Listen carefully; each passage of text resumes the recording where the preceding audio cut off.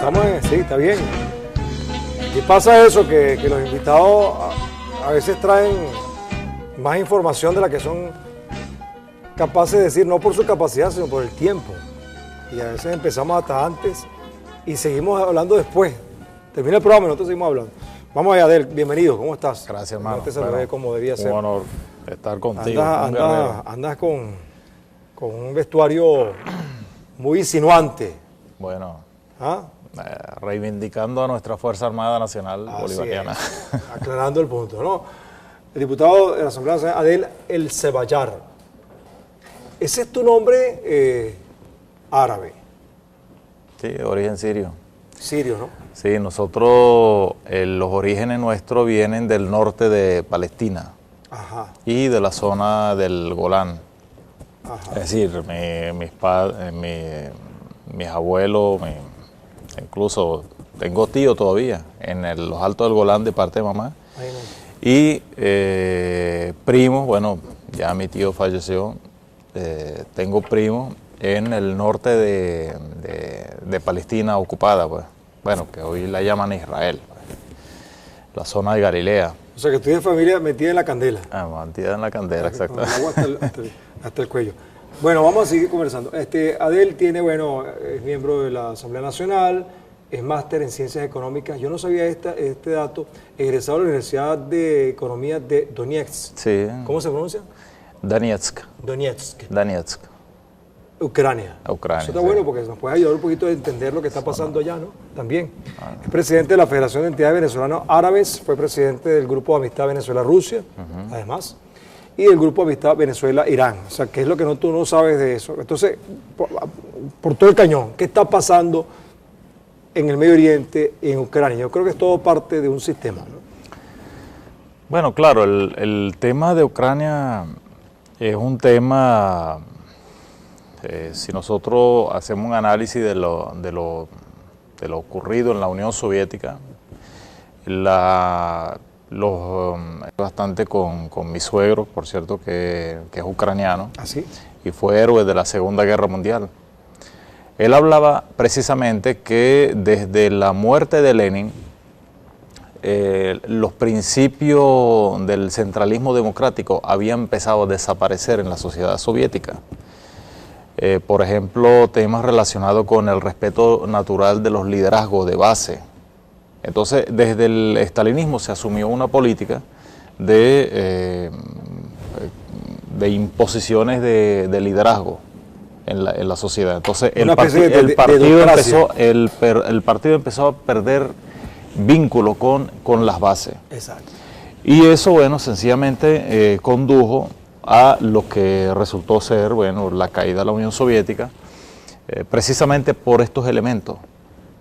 Tanto así que cuando el año ya, en el año 1990, 91,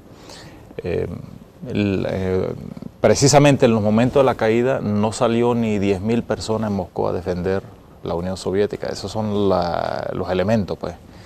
Ahora, eso no significa que la gente rechazaba el socialismo, porque hoy en día te das cuenta que el Partido Comunista es la primera fuerza opositora en el país y cuidado, sí, precisamente y más adelante logra desarrollar, pues, más liderazgo en la zona que les permite retomar el poder.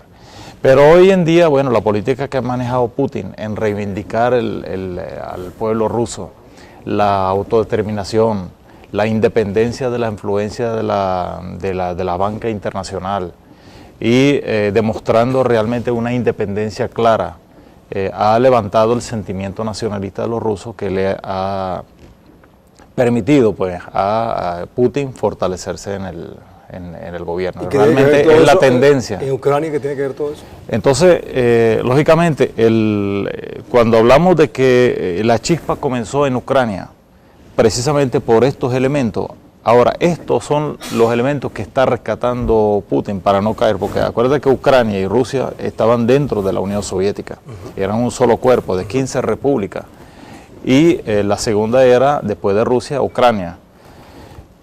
Ahora, volvemos a la situación actual. La mayoría de las industrias en Ucrania, por ejemplo, están estrechamente vinculadas hasta los actuales momentos con las industrias de Rusia. Es decir, hay una interrelación entre las industrias que quedaron desde, desde la caída de la Unión Soviética hasta los actuales momentos.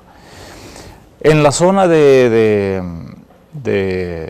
Ucrania, por ejemplo, la zona oriental de Ucrania es una zona mayoritariamente rusa, es decir, de habla ruso. Bueno, en esa región más del 90%, hasta los propios ucranianos, es decir, se entienden con el idioma ruso y se sienten identificados precisamente con la madre Rusia, como dicen. Ahora, ¿quiénes son los que combaten en Ucrania? ¿Y quiénes son los que recibieron el poder en Ucrania? En Ucrania precisamente son los mismos grupos nacionalistas que colaboraban con la Alemania nazi, que supuestamente fue combatida por Occidente. Y precisamente esos son los grupos, según me comentaba de aquel entonces, tenían presencia política en la sociedad soviética aún después del triunfo sobre la Alemania nazi. Pero, es decir, estos son los grupos que hoy en día, nuevamente Occidente, bueno, asume el apoyo precisamente para generar una crisis en la región.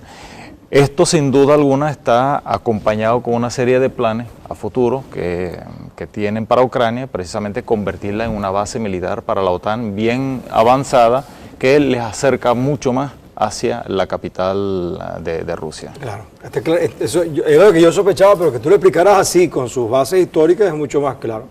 Bueno, y eso está asociado también con los conflictos en Irak y con el conflicto en Palestina. Explícame todo. Bueno, fíjate que muchos de los mercenarios que participaron en Siria, ajá, especialmente la parte chechena, fueron llevados a Ucrania para que a la vez hagan el mismo trabajo que hicieron en Siria. Sí. Es decir, se habla de más de 6.000, bueno, imagínate, de los que hay en Siria, de casi 120.000. Sin duda alguna, la búsqueda de la desestabilización de Ucrania tiene objetivos a futuros que, sin duda alguna, para Europa también es preocupante, porque acuérdate que por Ucrania pasan tres de los principales gasoductos, que son los que alimentan gran parte de la economía europea. Ahora, ¿quién está detrás de todo eso? Sin duda alguna que si volvemos al panorama de la Segunda Guerra Mundial, y el financiamiento que recibió, porque hay algo que nosotros no tocamos en nuestro debate cuando vamos al tema de la Segunda Guerra Mundial. Es decir, nosotros comenzamos atacando a Hitler y terminamos atacando a Hitler, pero nunca tocamos quiénes fueron los financistas de Hitler y quiénes fueron los que crearon precisamente ese monstruo y cuál era el objetivo de la preparación de ese monstruo en Europa. Fíjate. Las industrias norteamericanas tuvieron bastante que ver con el tema del financiamiento de Hitler. Estados Unidos, si nosotros regresamos, incluso, fíjate, el libro de Teodoro Herzl. Háblanos de Teodoro. ¿Quién es Teodoro Herzl? Teodoro Herzl es el ideólogo, es el padre del sionismo internacional. Escribió su libro en 1896. 1896. Este libro, escrito hace 118 años, precisamente describe cuál va a ser la característica, con su libro El Estado Judío, escribe precisamente y analiza y desarrolla cuál es la óptica con que el Estado de Israel desarrollaría su política a futuro. E incluso, volviendo al tema de la Segunda Guerra Mundial, Estados Unidos, para imponerse como primera economía mundial, precisamente dio pie a una conspiración de gran magnitud, precisamente con la búsqueda de la destrucción de Europa que le permita con eso entrar como primera economía en el mundo. Es decir, lo de Hitler no fue porque un loco llegó al poder simplemente y bueno, decidió matar 60 millones de personas. Fue un instrumento. Y destrucción. No, fue una planificación. Y esa planificación incluso se consigue en el libro de Theodor Herzl, cuando dice que precisamente por ejemplo, cuando dice de que realmente América tiene que vencer a Europa, así como los grandes latifundios aniquilan los cortijos. Esto él lo escribió en 1896. Si tú haces un análisis de este libro de Theodor Herzl y el libro Mi lucha de Adolfo Hitler, tú crees que estás leyendo el mismo libro. Es decir, eso indica de que precisamente cuando nosotros hablamos de la estrecha relación entre el sionismo internacional y la Alemania nazi, no lo estamos hablando por hablar, sino que precisamente el sionismo ya había concentrado buena parte de su capital y su sistema de finanzas en los Estados Unidos y necesitaba utilizar ese gran aparato que es los Estados Unidos para imponer una economía que les sirva a ellos de base para sus futuros planes. Porque acuérdate que el sionismo internacional, su primera opción no era Palestina, una de las opciones era Argentina, y todavía eso se mantiene, por cierto. Sí. Regresa, yo recomiendo a los que nos escuchan que analicen, es decir, a través de internet, coloquen la palabra sionismo Patagonia. Plan Andinia. El plan Andinia es precisamente el plan que está en curso, pues. No es algo que lo descartó Israel, no, o el sionismo internacional, no. Eso está dentro de los planes. Incluso tú puedes traerte un por eso no es casual que hayan producido una explosión tan terrible como lo que ocurrió en Buenos Aires, ¿no? Bueno, eso también tiene su explicación. Claro. Porque cuando empezaron a profundizar precisamente en esa explosión, y los iraníes venían colaborando con el tema, con la investigación, bueno, resulta que Israel de repente pidió que pararan la investigación, y fue cuando Cristina Kirchner, y eso está por internet, eso lo pueden revisar, Cristina Kirchner protestó ante el gobierno de Israel de la pregunta, según las palabras del ex embajador de Israel en la Argentina, ¿cómo es eso que eso ya lo arreglaron ustedes? Pues nosotros venimos con una serie de investigaciones, producto de las acusaciones que ustedes hacían con un país con quien teníamos relaciones, que es Irán. Bueno, ahora resulta que ustedes dicen que este es un problema que ya ustedes lo solucionaron. Nosotros pedimos explicación, es decir, Cristina Kirchner quedó impactada con esa respuesta de este ex embajador, que hasta los actuales momentos Israel no ha querido dar respuesta. Ahora eso que tiene ciertas relaciones con... Lógico, porque eso es lo mismo que sucedió en la Segunda Guerra Mundial, cuando los nazis pactaron con la Alemania nazi, los sionistas pactaron con la Alemania nazi con la finalidad de obligar a los judíos a emigrar a Palestina, precisamente para tener una población y justificar la creación del Estado de Israel. De acuerdo con esto, y además tu análisis con respecto al libro El Estado Judío y Mi lucha de Hitler, pareciera entonces que los sionistas provocaron el holocausto judío. Sin duda alguna. ¿Cómo es eso? Sin duda alguna, sin duda alguna. Y ¿Cómo se entiende eso? Y cuando tú intentas investigar, y esa ha sido una de las denuncias que han hecho los mismos judíos que rechazan al Estado de Israel y al sionismo internacional, cuando intentan investigar quiénes fueron realmente los asesinados y la cantidad exacta de los asesinados, empiezan a acusarte de ser antisemita. Entonces, ahora, los listados te demuestran de que realmente los que fueron asesinados, los Guillermo, fueron asesinados judíos comunistas, judíos socialistas, judíos progresistas, es decir, periodistas, escritores, poetas, actores, es decir, todos los judíos que estaban vinculando pensamiento progresista. ¿Por qué? Porque para el sionismo internacional ellos consideran que realmente lo que hizo Hitler era la limpieza de la raza. Porque todo aquello, bueno, sí, eso está, fíjate, eso está en la página. Se le hizo un favor, pues, eso a los sionistas. Eso lo que te estoy diciendo no es algo traído por la nada. Eso está en el libro de Teodoro Herzl. ¿Y a dónde va a parar esto? De acuerdo con él? Si está escrito, ¿hasta dónde permíteme leerte esta parte de lo que dice Teodoro Herzl. Si hoy se quiere construir... Fíjate que tú dices, por decir Teodoro Herzl, dijiste Teodoro Hitler. Fíjate como tú suena fonéticamente, se parecen hasta los apellidos. Sí, mira, yo prefiero leerte esta parte. Dale, pues. Por más que venere la personalidad, la fuerte personalidad singular del hombre, de Estado, del artista, del filósofo o del militar, así como la personalidad de un grupo histórico de hombres, no lamento, sin embargo, su desaparición. El que pueda, quiera y deba perecer, ha de perecer.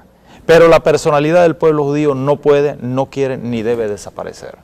Es decir, él considera incluso una necesidad el hecho de tener que acabar con ciertos, con ciertos grupos que...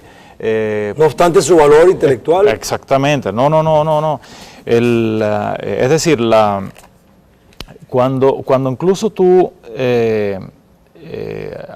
fíjate, ve lo que está pasando con Gaza ahorita y compáralo con lo que dice el libro de Teodoro Herzl, 1896. Por ahí tuve unas declaraciones, dije 1896 y lo pusieron 1986, porque hay gente que no quiere creer que realmente este libro, y tal como está sucediendo en Palestina actualmente, es parte de un proyecto, es parte de un plan. Fíjate, si hoy se quiere construir una nación, no hay que hacerlo de la manera que fuera posible hace 1000 años. Eso lo escribe, esto está en la página 44 según la versión que bajé por internet. Es una insensatez volver a viejos grados de cultura, como quisieran muchos sionistas. Por ejemplo, si nos resolviéramos a aniquilar las fieras de un país, ya los pueblos no los llaman pueblos, los llaman fieras. Hace 118 años. No lo haríamos a la manera de los europeos del siglo V. No nos pondríamos en campaña en forma aislada con los osos, contra los osos, armados de jabalinas y lanzas, sino que organizaríamos una grande y alegre cacería. Como lo que estás haciendo en Gaza.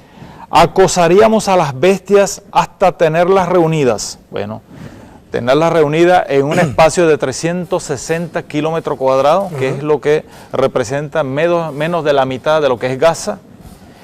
Y recién entonces arrojaríamos una bomba de melinita. ¿Era la bomba más poderosa entonces? Para aquel entonces. Bueno, está clarísimo, ¿no? Bueno, fíjate tú, de acuerdo con lo que está diciendo Adel, vamos a hacer la pregunta. Vamos a ver cómo respondió la gente. A lo mejor si están en sintonía con lo que tú has dicho. La pregunta es, ¿el conflicto de Palestina es un tema vinculado solo con Israel o está asociado con otros intereses? Fíjate, yo no sabía lo que tú ibas a decir. Y lancé esa pregunta así. Estábamos en sintonía, ¿no? Las respuestas son las siguientes. @Efraín, mira, Efraín 1943. Está asociado a los intereses del complejo industrial, financiero, militar y de difusión de Estados Unidos de Norteamérica y sus socios. Aquí está. Vamos a ver qué más. @Torbello 23. Las acciones de Israel no son un elemento aislado, obedecen a intereses económicos y expansionistas de naciones enfermas de poder. @Cocodrila4. Con ese nombre hay que tener cuidado. Siempre los intereses políticos y económicos, la mano de los Estados Unidos y su sed de dominio. Y no hablamos del tema de Estados Unidos. @Anien Noguera. Ante la pérdida de la hegemonía de Estados Unidos, cualquier conflicto es bueno para demostrar su poderío militar y obtener ganancias. Fíjate que el sionismo internacional desmienta, por ejemplo, esta moneda que fue acuñada en 1934, ordenada por Goebbels. A mí me lo mostraron, Goebbels. Que desmienten el libro de Teodoro Herzl. Aquí está el símbolo. Que desmienten el libro de Teodoro Herzl. Este libro de Teodoro Herzl es la Biblia del sionismo internacional. ¿Es una moneda de dos caras? La de dos caras, sí, claro. Por un lado el sionismo y por otro lado el nazismo. Bueno, mira, Adel, yo sé que estás apasionado, pero tenemos que irnos. La última. Vamos a cerrar. Todos los que compartieron ahí en los Twitter está en el libro de Teodoro Herzl de 1896, cuando dice: el movimiento no se ha de iniciar solo con medios estrictamente legales, sino que ha de ser realizada con la amistosa colaboración de los gobiernos interesados que resultarán beneficiados. ¿Ve? Eso ya se estableció como parte del proyecto. Me llamó la atención que estás leyendo de atrás para adelante, porque esa es la forma como escriben los hebreos. A ver, y los árabes. Mira, por si acaso, para que sepan cómo se escribe el nombre para que lo busquen en internet, aquí está. Teodoro Herzl. Teodoro Herzl. Ya con ese libro no nos podrán acusar de antisemitas. Aquí está todo. Que de paso están asesinando a un pueblo semita que es el pueblo palestino. Gracias, Adel. Muchas gracias por... Oye, qué bueno estuvo esta entrevista, ¿vale? Por el entrevistado, yo no. Vamos a hacer una pausa y regresamos en breve. ¿Qué más cosas? Aquí entre todos. Gracias, ¿verdad? Muy interesante.